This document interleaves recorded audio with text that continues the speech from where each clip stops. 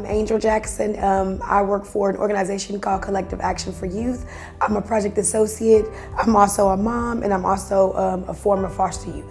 At age 14, I entered into the foster care system, and I kind of quickly was moved around quite often, maybe about 7 or 8 times. I wasn't able to go to prom, after school programs, or play in the sports, because I wasn't anywhere long enough in order to participate in, the activities and stuff at school, or even grow real meaningful friendships.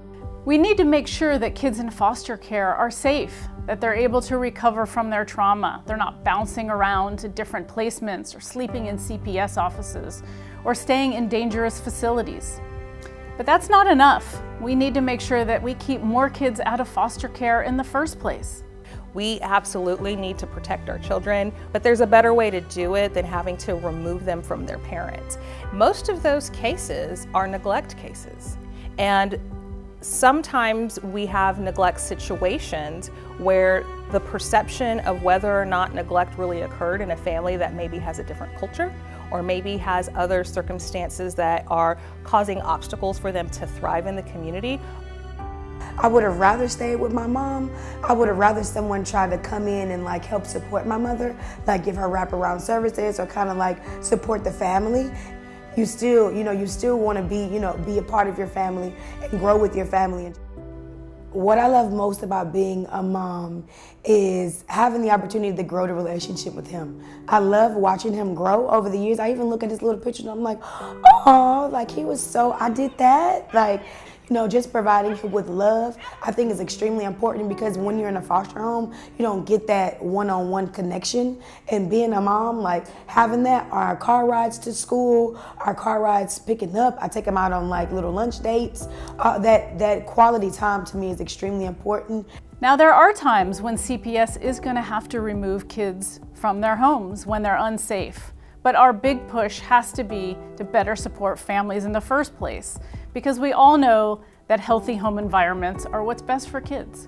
Some of the concerns that I see today are still a lot of the concerns that I faced 10 years ago when I was, exiting care, is the lack of support when you're exiting care, the lack of information.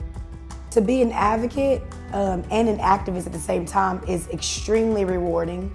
To see myself in spaces where the representation for folks that look like me isn't necessarily as present, I think it's extremely necessary.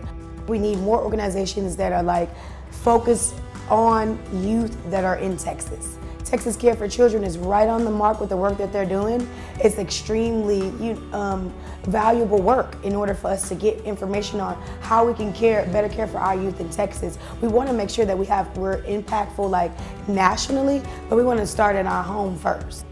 While we're facing many challenges, what brings me hope is the courageous work of Dr. Ortiq and Judge Martinez Jones, of Angel and other former foster youth, the dedicated team at Texans Care for Children, and all our partners. We are making progress.